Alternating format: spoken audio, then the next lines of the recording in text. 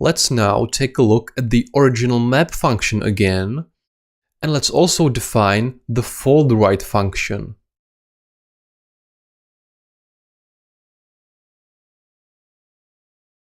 We've already seen several examples of the map function usage. Its purpose is to map a function expecting a single parameter over a list.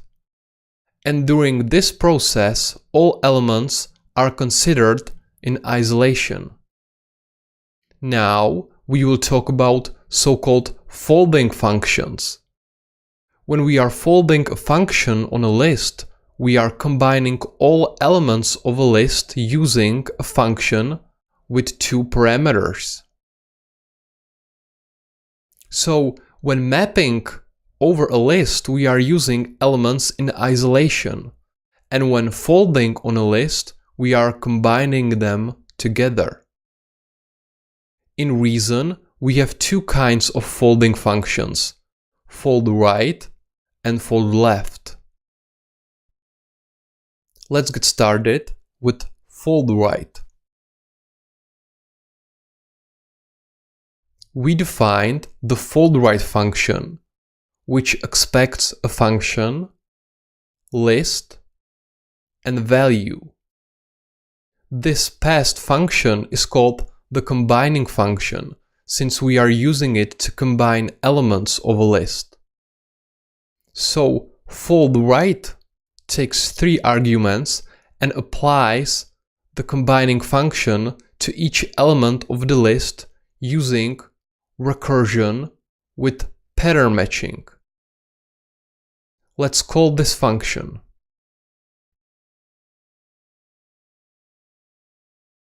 We defined the add function, which expects two arguments and adds them together.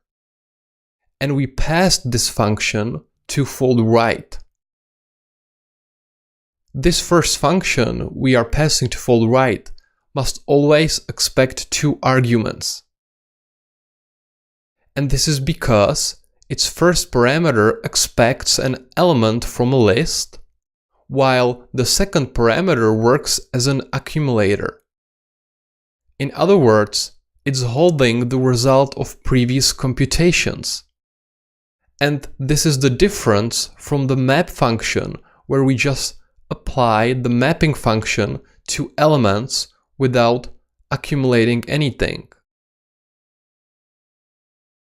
The purpose of our folding function here is to use the add function to add all elements of a list together. So we passed the add function to the fold_right function. As the second argument, we passed a list. And as the last argument, we passed another integer. And this last argument is important because it will be used as the first value of an accumulator. Or in the case when we pass an empty list to fold_right, we will return this value. When we call the function, we will first pattern match the list we passed here. And if it's not empty, we will take its first element and pass it as the first argument to the add function. And its second argument will be the result of the recursive call to fold_right. And during each recursive call, the list argument will be getting shorter because we will be removing its elements one by one. And when it's empty, we will return initial accumulator value, which will be used as the first value of the accumulator. It's this value. Then all the elements will be added to each other one by one through the add function. And as a result, our function will return the sum of all the list's elements plus the initial accumulator value.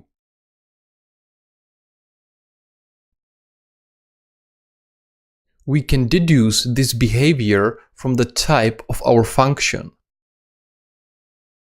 As any other list function, the fold-right function is polymorphic.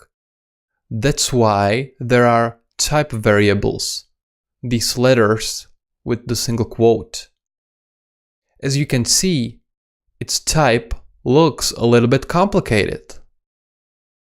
To understand it, we need to look for the list argument. That tells us the type of the values in the list. Then we need to look for the type of the return value, which tells us the type of the accumulator. In fold-right, the list argument has a type of a list of alphas. So the list contains elements of type alpha. The return type of fold-right is beta. And because fold-right returns the final value of an accumulator, we know that an accumulator has a type of beta. Knowing that, we can figure out that the last argument here is the initial value of the accumulator because it also has a type beta. And we can figure out that the first argument of fold-right, the combining function, takes as the second argument an accumulator value because it has a type beta. And as the first argument, it takes a list element because it has a type alpha. Just as our list here. And the combining function returns a new accumulator value which has again a type of beta. We can also add elements of the list together more concisely.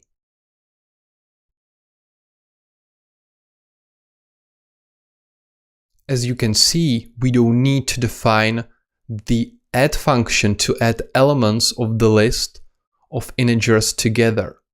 We just need to pass the plus operator just as we did in the mapping examples earlier. And by writing it between parentheses, we are transforming it into a function.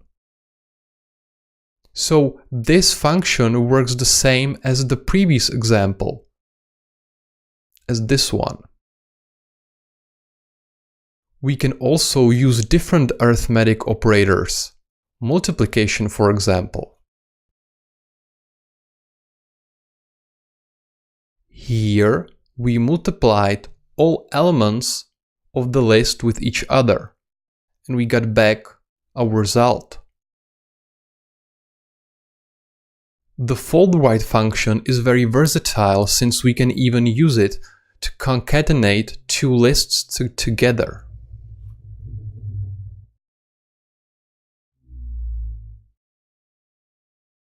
Here, as the first argument to fold-right, we passed a function which expects two parameters, and in its body it uses the spread operator to prepend the value argument before the accumulator. Because we partially applied fold-right, we get back a new function expecting two lists and stored this function as concat_lists. Then we call this function by passing it two lists. As you can see in this example, the last list argument is used as the first value of the accumulator. So we are not iterating over this list. We just take it and prepend elements from another list one by one before it. As a result, we get back a concatenated list. Cool! We know how the fold right function works. Now we will take a look at the fold left function.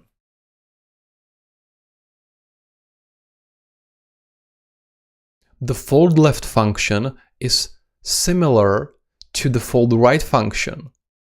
However, while fold right accumulates elements in right to left order, fold left accumulates elements in left to right order.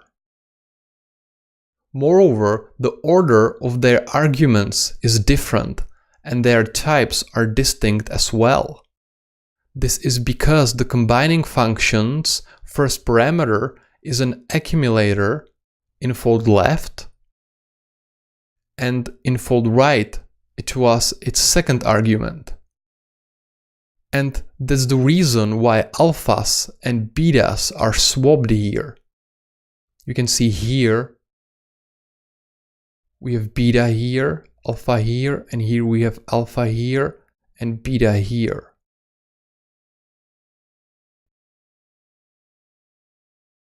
Let's compare both folding functions.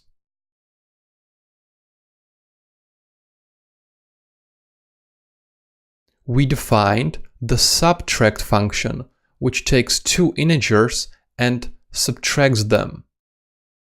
Then we pass this function as the first argument to fold right and to fold left. Then we passed remaining two arguments, a list and the initial value of the accumulator. As you can see, the order of arguments is different.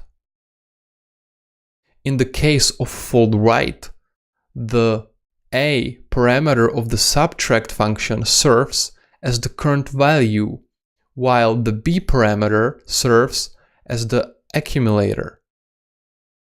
On the other hand, in the case of fold left, the a parameter serves as the accumulator.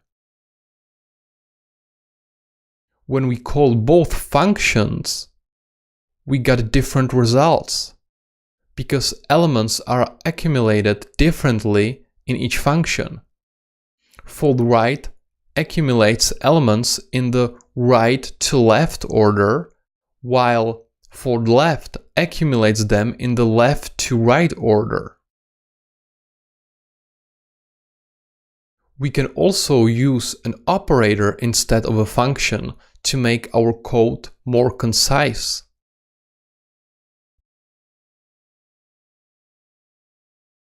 This works the same as the previous example.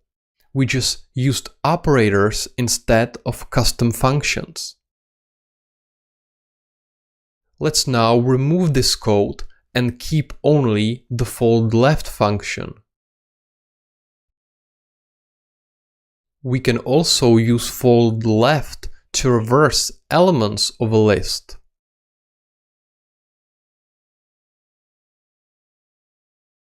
Here, as the first argument to fold left, we passed a function which expects two parameters, and in its body it uses the spread operator to prepend the value argument before the accumulator. And we also passed an empty list here, which will become the initial value of an accumulator. Because we partially applied fold left, we got back a new function expecting a list argument. And we stored this function as reverse list.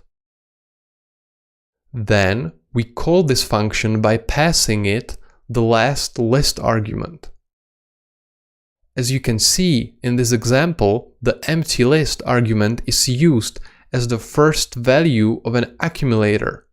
So the elements of the passed list were added in the reverse order one by one to the initial accumulator value, which was an empty list.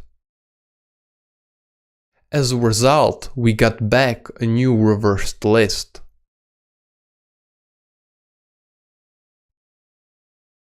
we can also use fold left to flatten a list of lists.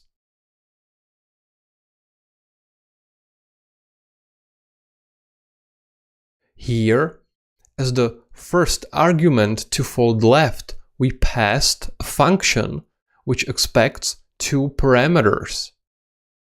And in its body, it uses the predefined list.append function to concatenate an accumulator with the element of a list.